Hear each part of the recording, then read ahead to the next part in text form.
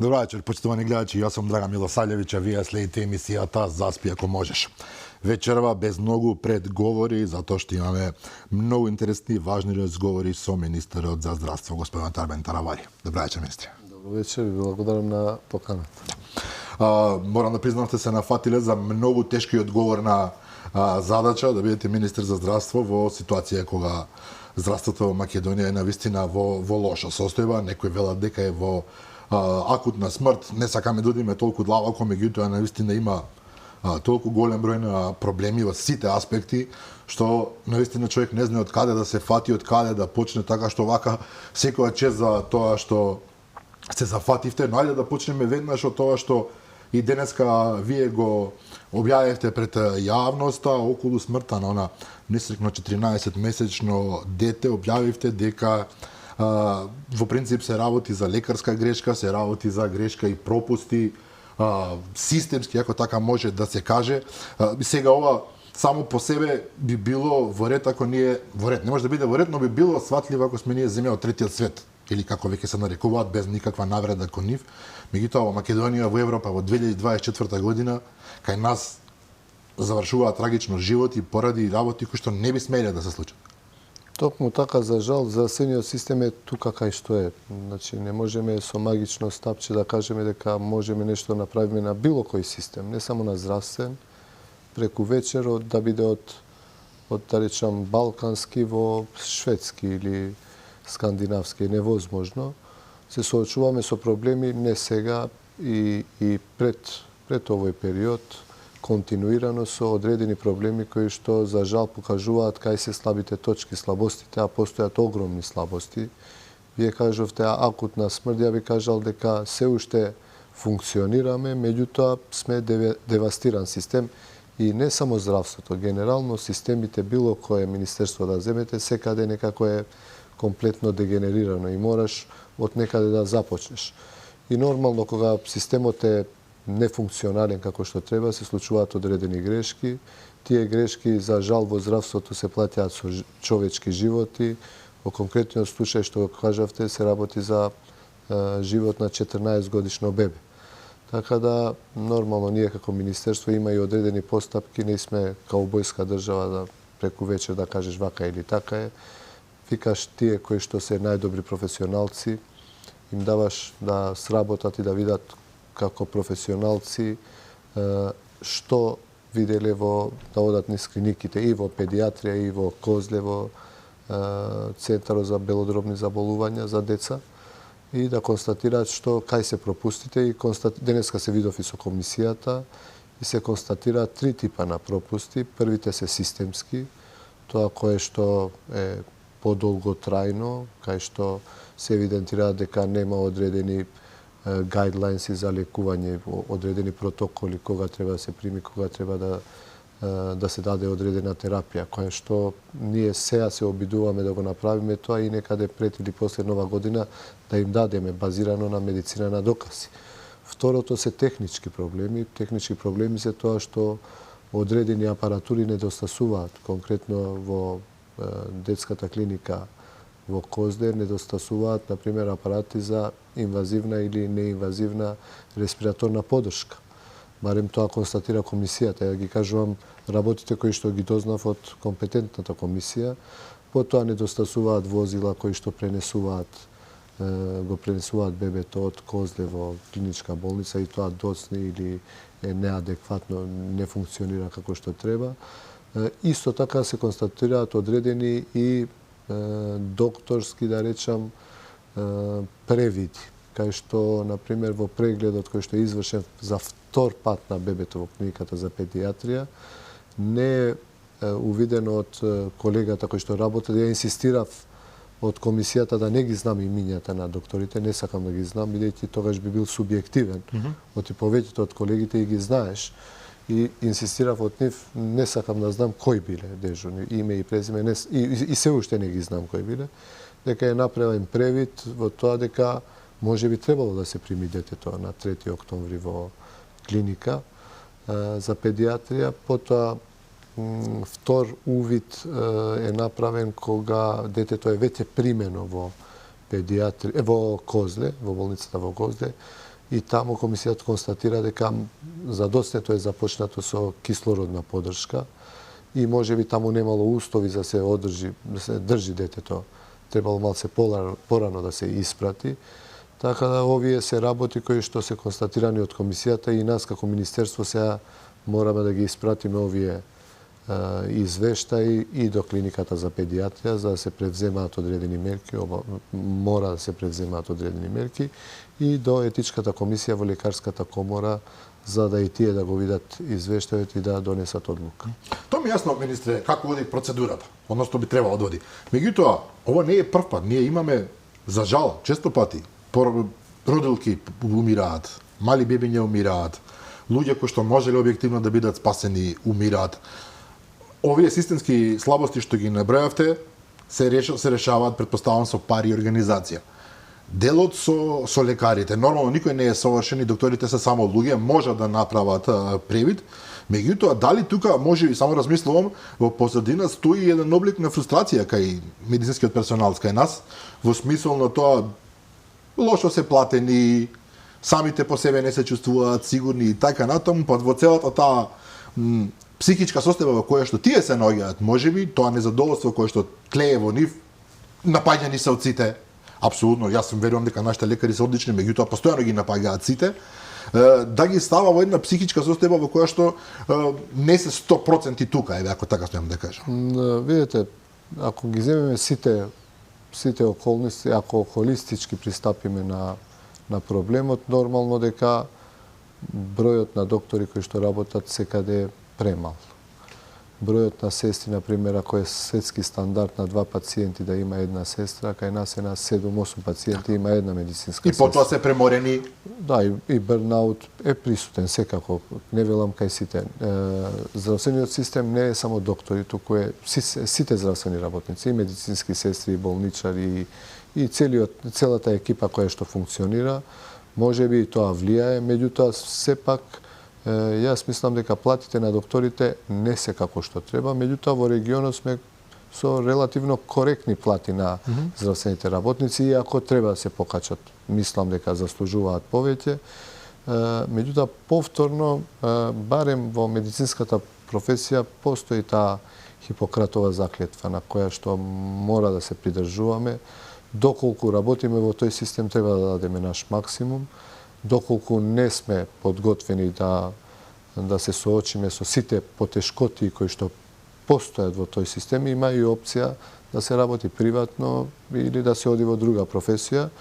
Јас мислам, не дека мислам, туку инсистирам дека генерално повеќето здравствени работници се совесни. Меѓутоа не можам да генерализирам, да речам дека сите се перфектни и добри, грешки се случуваат. Има и, за жал има и одредени колеги кои што можеби се и непрофесионални, и несовесни, и неодговорни, и затоа Да, но вие не поправате машини, сакам да кажам, не можеме... поправате животи на луѓе, односно спасувате. Апсолутно, ниту градиме улици, ниту поправаме машини, добро рековте, ние лекуваме луѓе, а нашата грешка веднаш се гледа и се плаќа со човечки живот, за жал.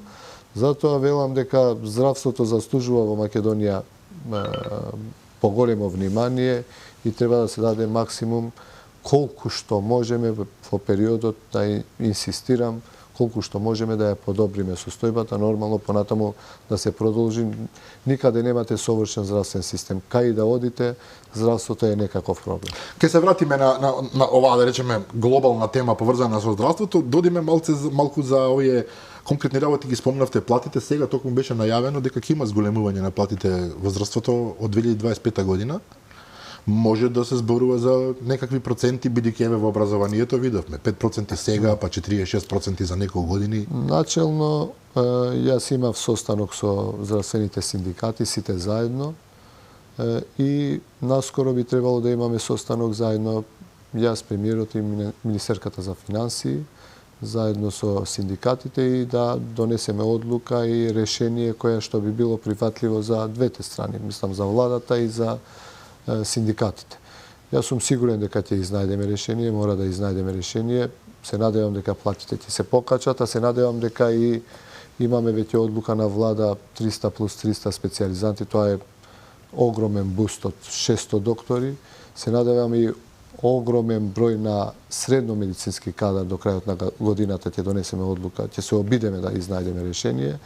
И знаете како, ако успееме 1200-300 средно медицински кадар и 600 доктори, 2000 медицински кадар вработени за 5-6 месеци, тоа е огромна цифра.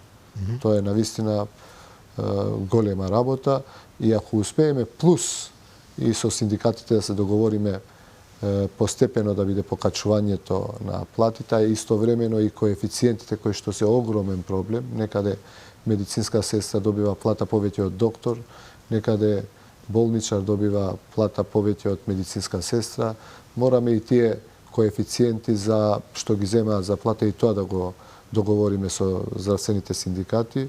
И ако успееме и тоа да го решиме, ја мислам дека веќе сме направиле прв чекор кон консолидирање на здравствениот систем. Добро, тоа е окей, таа регулација, меѓутоа што е со така наречените договорци на дело? Особено ги имак меѓу сестрите и меѓу техничкиот персонал, така наречен. Баш за тоа зборев. Тоа е бројка од околу 2000 вработени во здравството. Генерално се хигиеничари, болничари, лаборанти, медицински сестри, многу малку доктори. Да, меѓутоа некои под нив и по години и години работат на договор на дело. За жал постојат и такви кои што работат повеќе од 10 години, некои повеќе од 5 години, затоа и со премиерот сериозно разговаравме да изнајдеме некакво решение, барем поголем дел од нив да им дадеме решенија, со тоа би отвориле простори да направиме нови договори за средно медицински кадар, за да го пополниме тој недостаток што постои.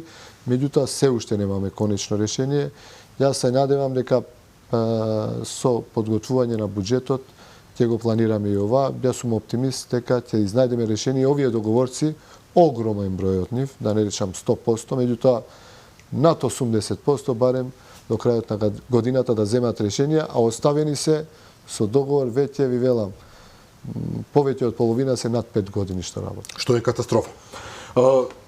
Сега кога влегуваме малку во поконкретниот условно кажано проблем на нашето здравство, клиничкиот центар во Скопје, своевремено владата сакаше да го обновува на местото каде што е. Потоа претходната влада имаше идеја да го префрла во Ѓорче, нешто што остана само на хартија, беа спомнувани огромни цифри, меѓутоа остана така. Сега во овој момент има ли некаков план? Факт е дека клиничкиот центар со целата своја робусност, проблемот со паркинзи, што е банален проблем, меѓутоа суштински излегува кај нас, некомпатибилноста меѓу едни и други клиники е навистина проблем и за вработените и за граѓаните кои што сакаат неќад мора да одат таму.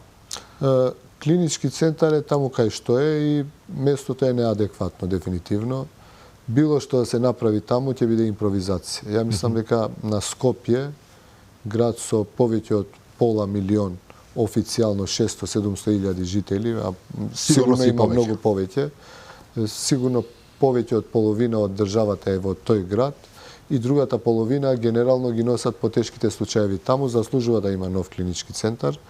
За сега како идеја постои, треба да се најде адекватно место, да се направи добар физибилитет, иако постои нешто во Министерството за здравство.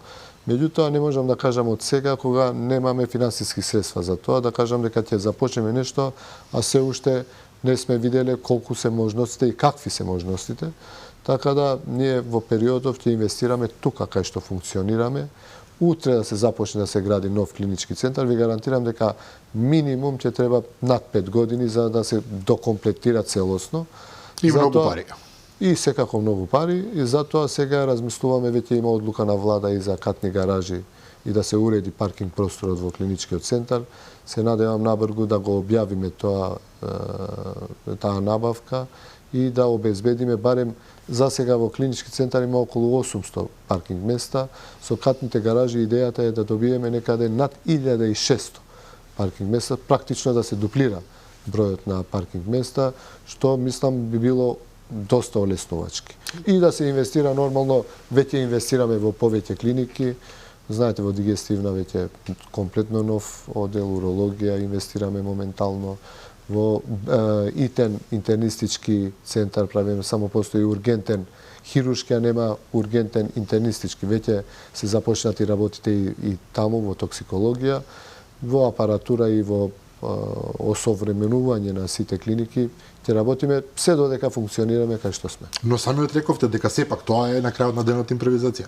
Секако да. И да направиме тука нова зграда, како што беше идејата пред 2017, ништо не сме направили. Значи мора да биде според вас на друго место. Моје мислење, ова е лично моје мислење, како министер за здравство, мислам дека Скопје заслужува и за Скопје треба нов клинички центар во локација која што ќе биде подостапна до сите градови, бидејќи многу пациенти доаѓаат и од други градови, а зошто не и од други држави кои што доаѓаат, ако доаѓаат, а од Косово доста пациенти доаѓаат, ние може да направиме прикладно место кај што ќе има и паркинг место и ќе биде подобро организирана. Имате представа од каде би било тоа или не би нагледували?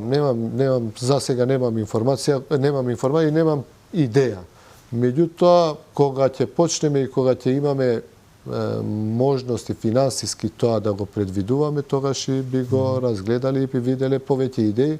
Меѓутоа, тогаш ни треба еден брейнсторминг од повеќе луѓе, зошто а не и од повеќе здравствени комисии на сите партии, да имаме еден поширок консензус. Бидејќи правиме проект кој што е за следните 100 години. Спомнавте неколку обновувања што ги правите во моментот во клиничкиот центар, а што видно со оние системот за кислородна поддршка што тоа е веќе бидејќи долго време има проблем со тоа. Не, тоа е проблем кој има алтернативни некои решенија, меѓутоа тоа не е тоа. Тоа е проблем кој што го наследивме, нели? Тоа беше проблем кој што кога дојдовме како влада на 23 јуни, тоа веќе 2-3 месеци тлееше како проблем. Моментално хируршките сали работат сите, набавка веќе има компанија која што ја доби работата, која што започна со подготвување на нов компресорски центар и сега мислиме дека ни требаат стариот кој што е компресорски центар повеќе од 24 години и можам да речам дека претраен, и тоа да го одржиме како бекап, а новиот да функционира. Јас се надевам дека одма после нова година ќе го промовираме новиот компресорски центар. Значи тоа ќе се случи наскоро, добро, со оглед на тоа дека е октомври, бидејќи тоа е веќе навистина од животно прашање тема. Меѓутоа мене ме интересира нешто друго. Вие зборувате сега за решенија и идеи кои што се однесуваат сепак на некое микро ниво. Постои ли генерална замисла, генерална стратегија за реформа не во клиничкиот систем, туку во целиот здравствен систем, некоја комплетна идеја за конечно да ставиме некаков ред, некаква да ја вратиме вербата на граѓаните во здравствениот систем, во јавниот здравствен систем. Секако, граѓаните не веруваат генерално во институциите на системот. Точно така. И ова е огромен хендикеп. Вие, граѓаните не веруваат во здравствен систем, па одат во приватни болници, во јавниот здравствен систем. Граѓаните не веруваат во образование, па одат во приватни училишта. Граѓаните не веруваат во полиција и војска, па обезбедителни компании плаќаат екстра. Така да ние треба да изнајдеме решение да се врати довербата. Како можеме тоа да го направиме? Можеме само Македонија, толку е како држава, 1,5 милиони сме максимум. Нас ни треба регионализација, значи децентрализација на здравството. Клинички центар моментално работи секаква патологија, тоа што може да работи од општ доктор до специјалист, се доаѓа се. Генерално огромен број. Над 60% на здравствени услуги се даваат во Скопје, што не е нормално. Така е најлесно. Испрати ги во Скопје, па ќе видиме. Да, меѓутоа мораме да најдеме решенија со кои што сме кажале дека треба дисперзија, односно регионализација. Што значи тоа? Имаме 3 клинички болници во Македонија. Тоа се Тетово, Штип, Битола и ја планирам и Охрид и Струга да се комбинираат, да бидат како еден центар, таму имаме и одредени специјални болници и да бидат како регионални болници. Да изнајдеме решение и размислуваме во тој правец за сите патологии и болести кои што може да се третираат од општ доктор или од специјалист во секундарна здравствена заштита, да се испратат од Полошки регион, например, во Тетово. Од околу Штип сите болници, во клиничката болница во Штип и за Битола истото.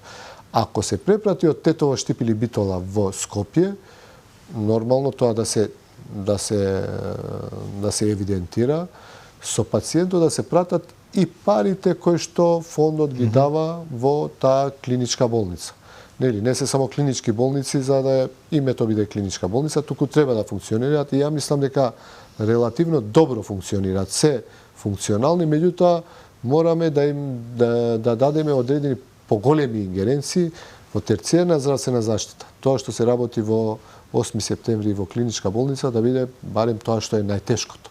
Тоа што не може во другите болници да се третира, ако успееме ова да го функционализираме, да го ставиме во функција, ја мислам дека и докторите ќе се осеќаат многу по, да речам, покомотни, повеќе ќе може да работат, посебно во внатрешноста на државата, а плюс со бустот што ќе дадеме со специјализантите сега, се надевам за 2-3 години ќе бидат специјалисти и генерално ќе ги пуштиме низ периферија, и докторите кои што се во терцијерно здравство, тие што се во Скопје, барем ќе работат со потешка патологија. И нема да имаат таа голема фреквенција која што имаме сега и која што ствара и вакви незгодни, неубави работи во здравствениот систем.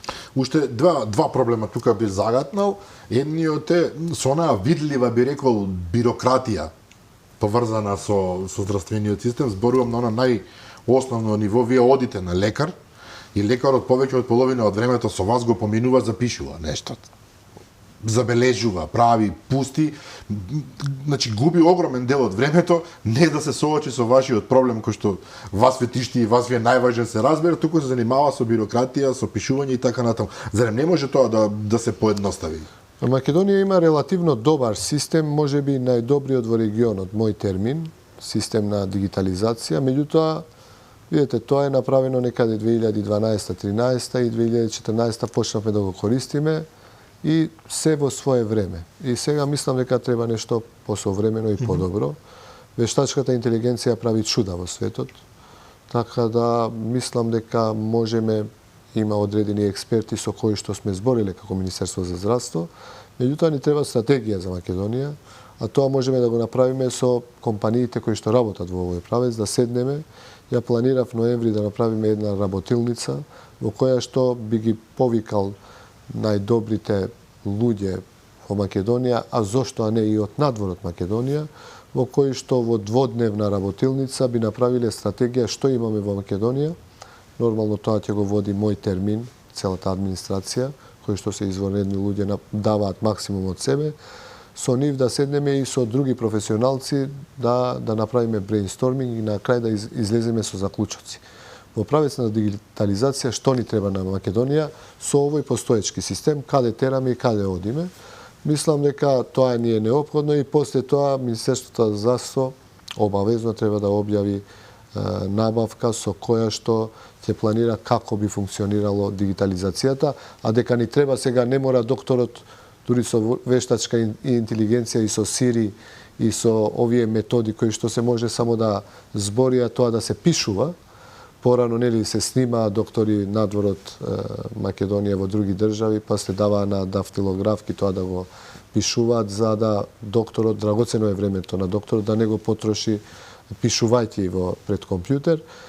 Мислам дека и во тој правец се размислуваме, меѓутоа немаме адхок решение и подобро да задоцниме 5-6 месеци и да изнајдеме најдобро можно решение, отколку да побрзаме и да направиме импровизација. Да. А што е околу правичната, би рекол, исплата на докторите и на целиот персонал? Во разговор со неколку доктори спомнува дека без разлика дали вие месецов ќе имате 20 интервенции или 3, исто ви се фаќа бидејќи платата е таа. Што во принцип не е коректно. Некој ќе се убие од работа, некој може би оправдано, еве нема пациенти на некое место, меѓутоа навистина разликата во Не, норма ние мора да ставиме. Тоа сме го разговарале, меѓутоа набргу ќе се случи. Ја не сум за казнување на доктори. Јас сум за наградување на тие кои што работат повеќе. Тоа беше зборот. Да. Ние имавме поучинок, плаќање поучинок 2015-16 година и тоа беше огромен револт кај докторите. Значи ние ако работиме во иста институција, од некого се зема, на друг се дава. И тоа не е добар начин на мотивација и стимулација и одржување на, да речам, колегијалноста внатре во колективите, во сите клиники. Затоа норма дека треба да поставиме можеме тоа веднаш да го направиме со мој термин, со алатката, и да се знае кој колку работи. И тие што работат повеќе, евентуално да се наградуваат со на некаков начин, некогаш наградата и со пофални зборови, да се каже дека овој доктор во оваа клиника работи највише, најповеќе го бараат пациентите, и тоа е некаква сатисфакција за докторите. Меѓутоа и за приватната дејност на докторите, и за тоа размислувам и размислуваме со комплетно нашата екипа. Мислиме дека постоечкиот закон да одредени доктори можат, освен во јавните здравствени установи, да можат да работат и во приватните, мислам дека не е добро решение.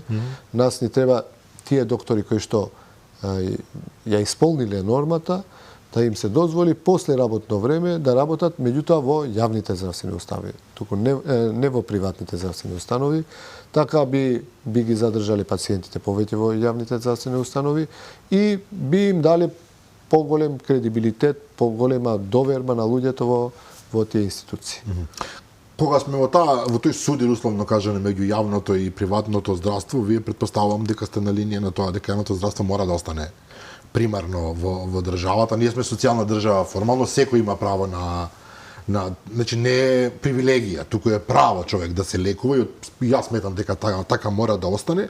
Меѓутоа има разни идеи. Едни велат дека можеби треба да се префрлиме комплетно кон приватно здравство, затоа што тоа покажува поголема ефикасност, поголема суфициентност, како се вели, меѓутоа знаеме и дека чини многу пари. Најголем дел од нашите граѓани едноставно немаат пари да си го приуштат приватното здравство. Од друга страна, јавното, и самиот признавате, тоа не е нека тајна, се наоѓа во огромни проблеми.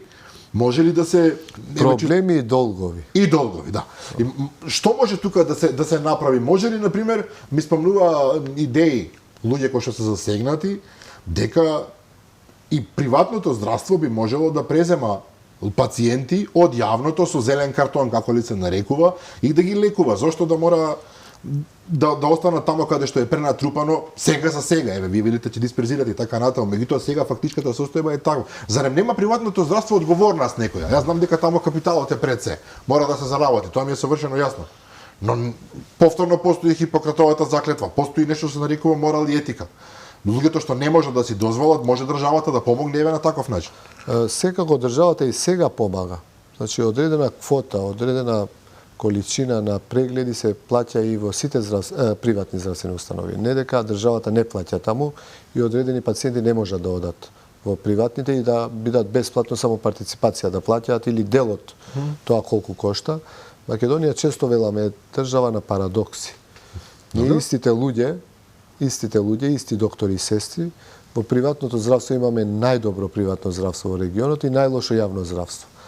Некои луѓе ми велат, па секогаш кога има сопственик подобро функционира, затоа и некои луѓе велат можеби и да се оди на јавно-приватно партнерство и во јавното здравство, не е лоша идеја, и таа идеја постои и постојат држави во светот кај што секаде сите здравствени установи има акционери, и државата и приватници. И држи таа логика.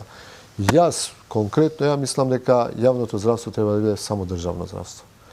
И инсистирам, и постојат и такви држави, и ќе земеме од бивша Југославија, Словенија, например, Хрватска, постојат јавни здравствени установи кои што функционираат перфектно.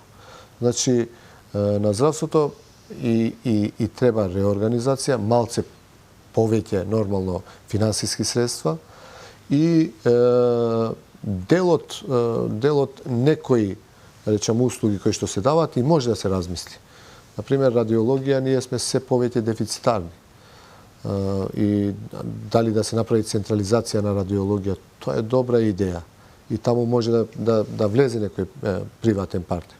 Меѓутоа, генерално здравството, барем мојот став е апсолутно дека ние сме социјална држава, нешто што функционираше добро во Југославија, нешто што функционира сега после распад на Југославија во Словенија и во Хрватска.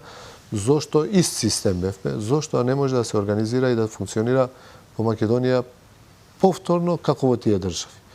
Ако ги споредите буџетите во Македонија и во Словенија, значи разликата е огромна, 10 пати повеќе буџет има здравството во Словенија отколку во Македонија. Поголеми на иста земја по население тука некаде. И по територија и по население сме горе долу тука блиску. И ја тврдам и инсистирам дека може да се организира, меѓутоа ни треба сите да почнеме и да веруваме во тоа, меѓутоа и да инвестираме малце повеќе. Но како ќе го постигнеме, ќе го достигнеме тој дефицит од 10:1 со Словенија? Тоа мене ми делува невозможно сега. Постепено, не можеме одеднаш све, не можеме веднаш да се трансформираме. Можеби не ни требат средства колку во Словенија, можеби малце повеќе. Ако го дуплираме само буџетот во здравството, ја ви гарантирам дека одредени услуги и сега со овој буџет, трикафта, например, многу повеќе ние делиме на пациентите отколку во Словенија за цистична фиброза. Или за одредени болести кои што терапијата е навистина доста скапа, посебно за ретки болести. Ние како држава сме меѓу најдарежливите држави во овој правец и не мислам дека тоа треба да ускратиме. Напротив, меѓутоа треба и буџетските средства за јавното здравство некако да се зголемат. Приватното здравство ја го гледам како добра конкуренција. Добро што постојат во Македонија. Но ви ги земаат докторите? Ги земаат сега, некои доктори бараат да се вратат од приватното. Конкурентноста е добра работа и добро е да има конкуренција. Добро, меѓутоа ги спомнавте овие лекови за ретки болести така натаму, но најголемите афери токму таму се случуваа. Околу набавката на лековите, привилегираните компании кои што добиваат можности. Компании кои што носат и дистрибуираат во Македонија се во прсти може да се бројат. Се знае по големите компании во Македонија пазарот е мал.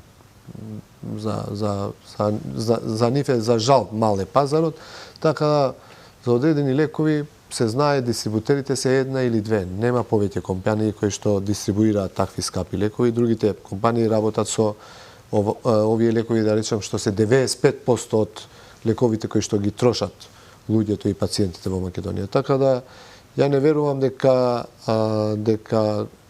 се злоупотребува. Ја мислам дека треба државата да разговара со нив и да бара одредени донации, бидејќи се работи за огромна сума на пари. И мислам дека тие компании и до сега давале и понатаму можеме да инсистираме повеќе, освен тоа што го купуваме на одреден број на пациенти, да дадат и како донација од самите компании.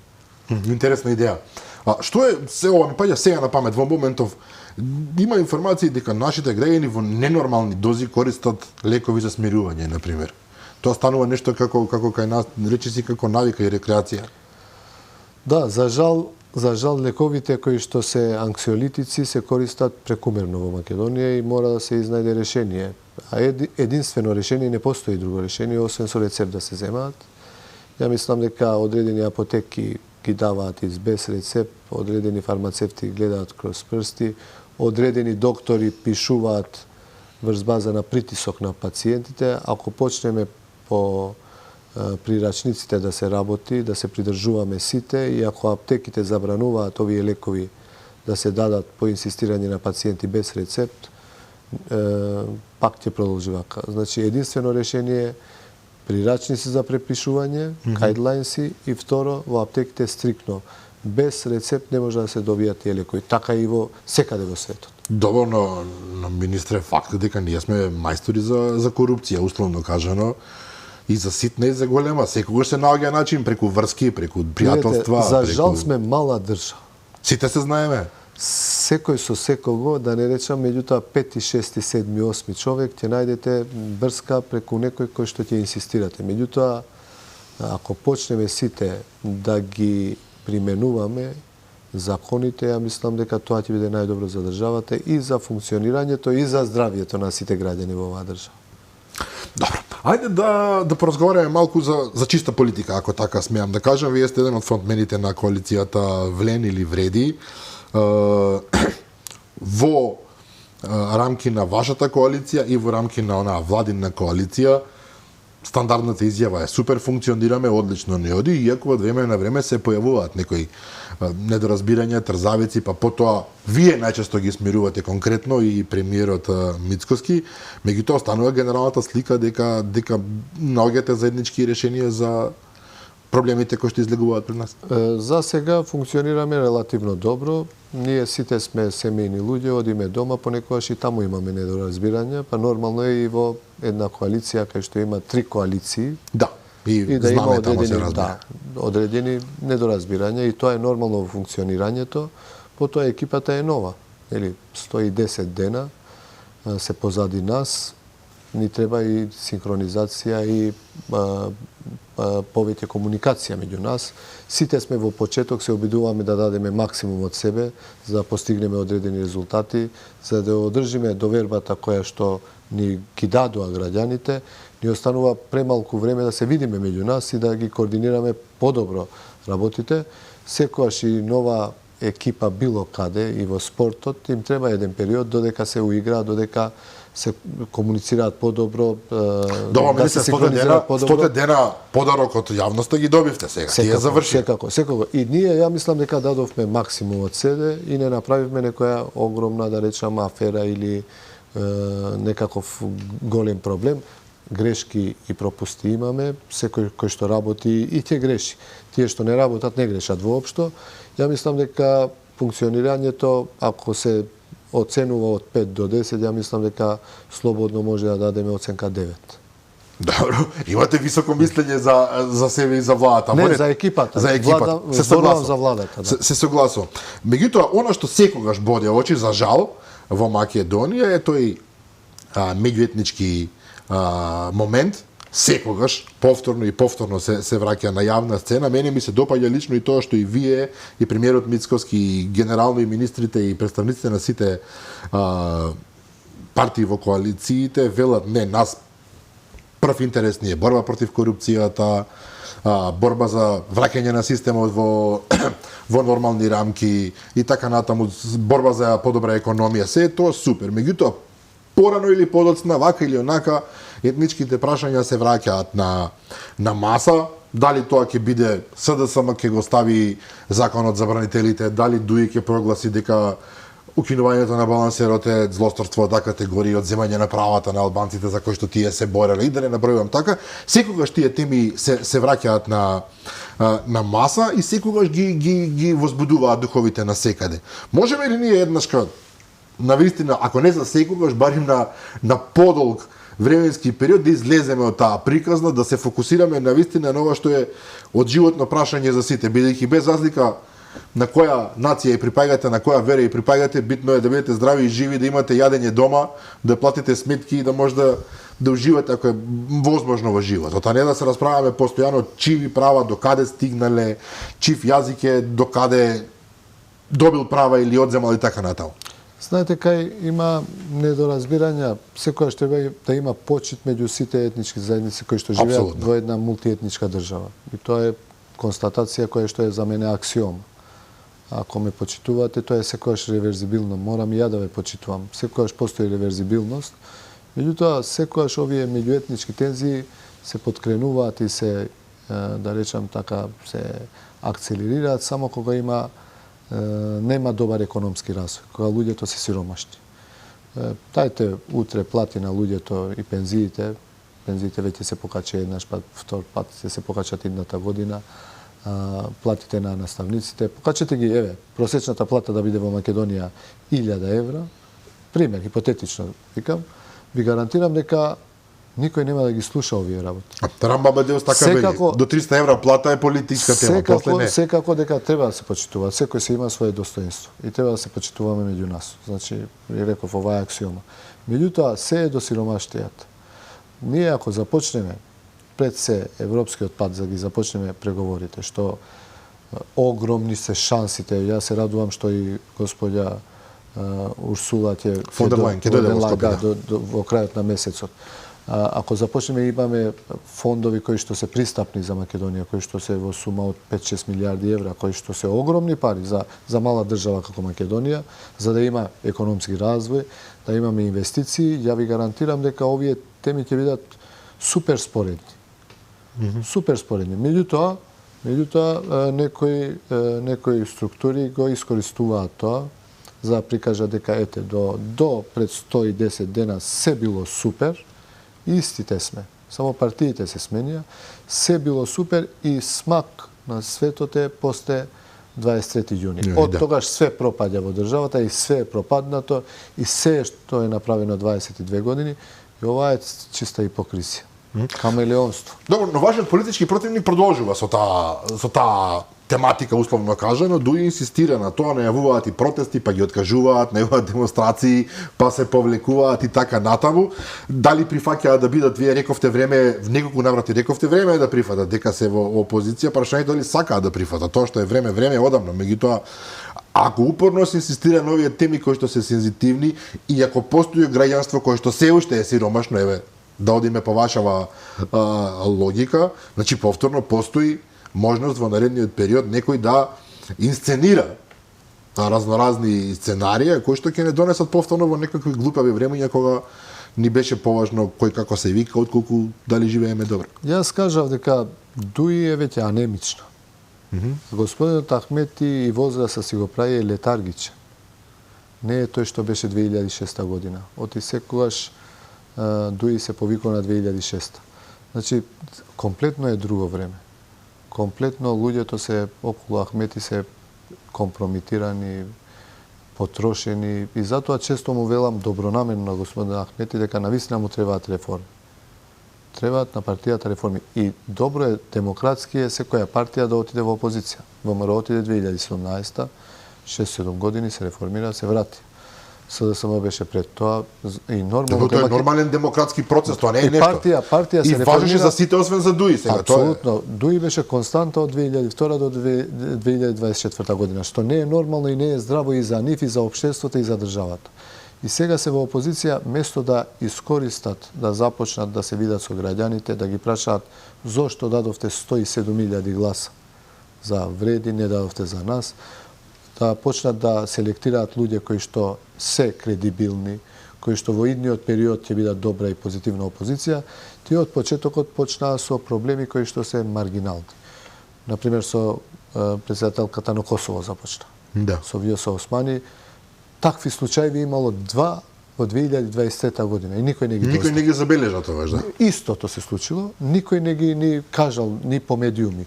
Тоа се збореше една недела само за тоа. Потоа закон за бранители. Видите, законот за бранители 2023 година во февруари СДСМ исто и Дуи изгласаа да се стави во дневен ред. Снопче беше против тогаш нашиот пратеник. И сега тоа го актуализираат, прават филм од тоа. Видите, балансерот и законот за употреба на јазици е во Уставниот суд од 2019 година. Ја често велам во политиката, не честа, тоа е аксиома во политиката, ништо не е случајно. Господинот Ахмети има пратеници од својата партија, од Зијадин Села, од ЗЕИТЕ, уште еден и еден турски пратеник. Тоа е Бејчан, од ТДП, Турска демократска партија. И има еден пратеник кој што вика Сали Мурат се вика.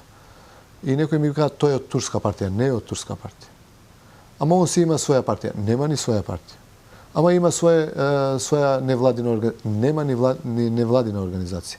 Он е особа кој што господинот Ахмети го зема како пратеник на Дуи. Он не е на ниедна партија. Он е индивид, нема ниту невладина организација. Ниту на турската партија, дури се турската ТДП е против него. Зошто го зема? Он е бивш председател на Уставен суд. И неговото влијание секако дека не има влијание. Постои, да. И само да бидеш малоумен и да веруваш дека сите овие меѓуетнички проблеми кои што се 4-5 години во Уставниот суд, сега за првите 100 дена се најдоа на дневен ред. Се најдоа на дневен ред и треба да се изгласаат. Иако за балансерот по наша програма не беше, на ВМРО беше, меѓутоа има стратегија која што Дуи и СДСМ подготвиле 2023-2026, кај што предвидуваат балансерот да не е. Дури господинот Снопче кажа убав пример, пратеникот наш, дека балансерот се користи како механизам од 2015 година. И од тогаш, 2015 до 2024 година, бројот на процентот на албанци во администрација и во сите институции е само плюс 1,4% месечни. Пред да се користи балансерот како механизам, пред 2015 е околу плюс 7,5% некаде. Значи, балансерот се злоупотребуваше, тоа е јавна тајна. И сега сме во ситуација што Тоа е одлука на Уставен суд. Иако мислам дека не беше моментот сега, тоа да се подгрева сега и да се извади на површина. Но рековте дека влијанието е на конкретната личност. Апсолутно. Ја мислам дека господинот Ахмети има огромно влијание во сите институции. Ако ние сме власт, тој има инфилтрирани луѓе, нема институција кај што нема своји луѓе. Па тоа е ваша вина, сега морам да признам. Видете, наша вина Кратко е времето, ајде да речеме за кратко е 100 време. дена не може да се смени. Господин, на пример, јас за овде повеќе македонски сограѓани слушаат, во Косово господинот Курти 4 години е на власт, се уште не успева да има никакво влијание врз судовите и врз обвинителството таму. Уште го држат овие отворено. Уште нон-стоп под притисок на луѓето кои што беа од Демократската партија на Косово. Така да и во Македонија ова е процес, меѓутоа не мора да значи дека се од СДСМ и ДУИ треба да поминат во ВЛЕН и ВМРО. Судството и сите институции ние треба да работиме интензивно да ги направиме да не бидат под влијание на политичките партии. Добро, тоа вака убаво звучи во теорија. Во пракса не е баш барем така. да се обидеме, да дадеме толку колку што можеме сите од нас да дадеме поддршка во овој правец, колку ќе успееме, времето ќе покаже. Кога сме кај балансерот, самиот рековте, јавна тајна беше дека тоа е злоупотребува на смешен начин, секој се пишуваше како што е потребно во еден момент за да обезбеди работно место и така натаму. Меѓутоа сега вие зборувате за закон за правична застапеност, малку збунувачки. Од една страна господинот Изет Меджити рече дека веќе се работи и дека е Не, има готов закон. Готов закон, меѓутоа сега излага дека треба да се прави одново практично. Не. Има готов закон кој што е подготвен. Ние, да бидам искрен, консултиравме и професори од тука од Македонија, меѓутоа и меѓународни експерти за ова. Веќе сте ги консултирале? Да, веќе сме ги консултирале, меѓутоа сега треба да седнеме во коалиција.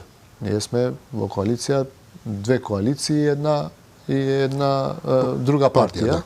Треба да седнеме, да отвориме јавна дебата и меѓу нас, меѓу партиите, да го видиме законот, да ги дадеме сите да ги дадат своите забелешки и да подготвиме закон кој што ќе биде заеднички. За да се подготви ваков заеднички закон, ни требаат работни тела од сите партии да седнат, да договорат, да видат што е најдоброто и тоа, нели, правичната застапеност е уставна категорија, меѓутоа ја често велам, не мора и етничка правична застапеност, меѓутоа зошто да не биде тука и полова правична застапеност и другите групи, маргинални групи, маргинализирани групи. Тоа би се во овој закон, така? Ја апсолутно мислам дека со овој закон треба да ги опфатиме се ако го изгласаме. Значи да се искористи за се И во едно. етничка припадност, меѓутоа и полова припадност, застапеност, пардон, и ви велам други категории на луѓе кои што не се застапени како што треба во сите институции. Но како овој закон за правична застапеност ќе се заштити самиот себе си од она што му се случуваше на балансерот, од злоупотребите? Јас не сум експерт по право, меѓутоа гледам го читав законот, гледам дека тоа е предвидено преку инспекција, трудова инспекција, некако да има во нив одреден сектор кој што ќе ги види овие. Нормално, повторно треба да седнеме и да се усогласиме сите партии кои што сме во коалиција. Добро, но суштината на демократијата е мерит системот. Апсолутно. Значи, вие, ако сте добар доктор, мене баш ми е гајле по која националност или која вера сте. Или сте добар доктор или не. И за се во животот е така. Се согласувам, мерит системот треба да е пред се, меѓутоа и незастапеност од например, во одредена институција да нема ниеден турчин или ром, пример, не викам албанец или македонец, мене ми изгледа ненормално, иако тие се бројчано нормално многу помалку, меѓутоа да немаме барем тука дека не може никој друг да биде дел од таа институција, меѓутоа мерит системот треба да биде пред се, тоа многу често го велам. Меѓутоа, ако имаме блиску двајца кандидати, тогаш да дадеме простор на тие кои што се помалку застапени. А ова проверката пред Венецијанската комисија исто немате ништо против со тоа? Апсолутно не. Зошто не? Ја ви велам, законот го консултиравме за законот и меѓународни експерти кои што мислам дека се доста стручни и не ни пречи ништо ако земеме и ако се испрати во Венецијанска комисија. Значи, според вас, овој закон би дошол на дневен ред, условно кажано, за неколку месеци? Или... Па, да не речам, нека започнат работните групи од сите партии, нека подготват нешто заедничко и во меѓувреме ќе видиме. Сега да не речам за 2 недели, 3 недели. Јасно, сакам да кажам, додека трае подготовката... А ни треба искрено и јавна дебата. Ја би мислам дека освен со партиите и со професионалците во државата треба да има една јавна дебата и тоа најверојатно ќе го организира. Јавна дебата во Македонија многу често беше исто така на некој начин злоупотребувана, односно се бираа луѓе за јавна дебата кои што им одговара одредена Можеме конјунктура. да направиме и 2-3 јавни, не мора само една јавна дебата, може и 2-3 невладини организации, ние ги знаеме во Македонија, кои се професионалци, кои се толку сме као луѓе што живееме, толку останавме тука, така да ги знаеме тие што се најпрофесионални, би ги повикали сите да ги кажат своите професионални ставови нормално. И верувам дека ќе бидат земени во предвид. Секако ќе се обидеме да биде со што поширок консензус. Јас се надевам дека и опозицијските партии ќе го подржат. Опозицијските партии во овој момент играат многу чудна улога. Од една страна СДСМ ми делува како, да не употребам погрешен збор, како партија која што допрво треба да се наоѓа себе си, не ни учествува, дури има јавна критика од страна на владините пратеници, велат луѓе, еве, работете, критикувајте, тоа ви е работа, дуи оди очигледно во еден низ процес кој што го врти и верува дека ќе им даде резултат. Меѓутоа, не гледам дека дава резултат и тоа вас ве става во на некој начин во од една страна комотна позиција. Немате суштинска опозиција која што ви бе малтретирала, може би медиумите еве се мачиме нешто да ви најдеме. Од друга страна, без нив лесно се забегува, ако спеам така да кажам. Лесно се заборава човекот. И сега станува функционер и му се може се. Секако, секогаш видете, една демокрација е добра кога има добра опозиција. За жал и СДСМ се уште не е консолидирана и како опозиција се за никаде, освен за етнички теми, ние за друго за ништо не зборуваме. Да. Ниту за инвестиции, ниту за образование, ниту за здравство. Ако не ме повикате и не ме прашате, немам никаква критика. Освен се случило 14-месечно бебе и оставка. Тоа. Друго немаат ништо забелешки друго.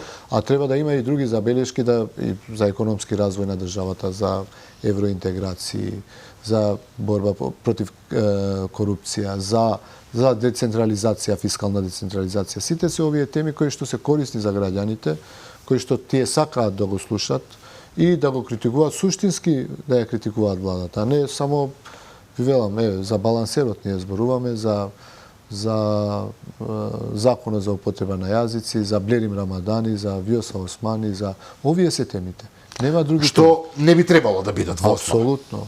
Апсолутно. И уште едно прашање, толку имаме до крај време, бидејќи ги споменавме евроинтеграциите, вие како коалиција генерално сите се разбира за што побргу започнување на отварањето на поглавијата, меѓутоа околу принципи овдека се работи.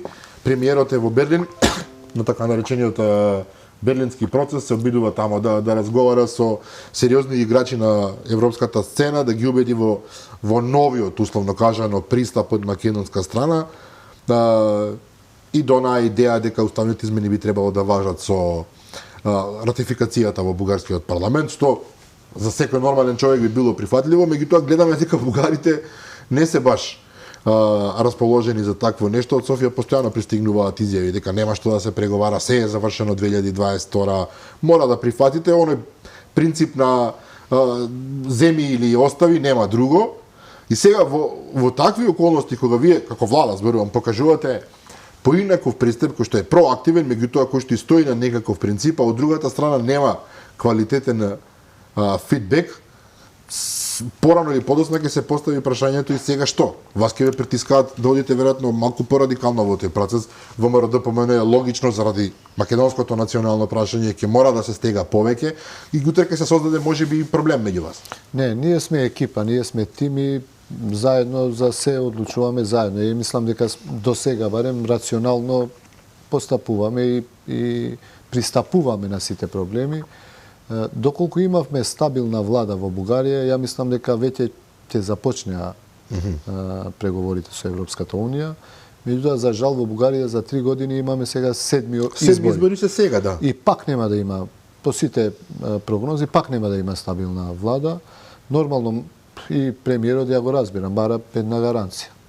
Гаранција дека нема да има повторно устав, нели? 2018 се слика, 2019 држа пресконференција, 2020 пак, 2021 пак, нон-стоп ни викаа започнавме приговори. А ние не започнавме. Уште не сме започнали. Така да, ја го сваќам премиерот, бара некаква гаранција, некој да гарантира, дали Бугарија, дали Брисел ќе биде, дали Вашингтон ќе биде, некаква гаранција дека нема повторно Македонија да се условува со нешто. Барем ако започнеме или со задоснето применување на уставните промени, да имавме, јас сум сигурен да имавме во Бугарија стабилна влада како во Македонија, сигурно ќе се решише проблемот. Мислите дека тие би биле по Апсолутно. една стабилна влада би била Видите, спремна за со секого, барем со овие што се фасилитатори од меѓународната заедница, кои што се огромни навивачи на Македонија, кои што сакаат доброто на Македонија, сите ми кажуваат дека со Бугарија не може да се разговара, било кој да спомне пола збор за Македонија, веднаш ќе ги изгуби изборите таму или ќе ја снема како партија. Да. А да имавме една стабилна влада, јас сум сигурен дека ќе се решише проблемот. Меѓутоа, секогаш треба да се тоа е тоа. Сега ние не можеме да ја смениме ситуацијата во Бугарија. Апсолутно, не може да влијаеме. Сега се изборите и во Соединетите Американски држави во ноември, почеток на ноември, и јас се надевам дека ќе се изнајде некакво решение. Ја мислам дека постојат начини за да се надмине и оваа ситуација. Ја гледам дека има од сите страни сакаат да ја помагаат, посебно Брисел и Вашингтон сакаат да ја помогнат на Македонија. Со одредени луѓе, експерти кои што го познаваат Балканот многу убаво и Македонија ја знаат многу добро. Со еден од нив се видов во Вашингтон и имавме пријатен разговор така. И ги знае сите случувања во Македонија. Ми спомна и интересен муабет, вика, не знам како бугарите таму можат да кажат дека проблемот е македонци не постоеле пред 45 година.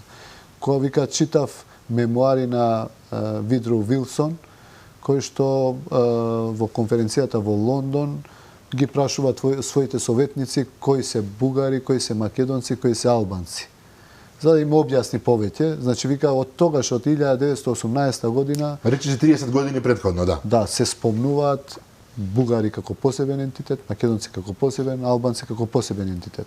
Така да ја мислам дека државата има поддршка од меѓународниот фактор и ќе се изнајде некакво решение. Меѓутоа, ние треба да бидеме рационални, да не брзаме, да донесеме паметни одлуки и пред се да мислиме за доброто на сите кои што живеат тука и за доброто на државата. Армен Тарафари, министер за здравство, ви благодарам за вечерашното гостување. Ви благодарам за можноста. Почитувани гледачи, тоа беше се за вечерва. Утре во 15 часот се разбира репризното издание на оваа емисија, а јас ве поканувам повторно да бидете на фреквенцијата на Алфа на Заспија, ако можеш, утре вечер во 22:30. До тогаш пријатно.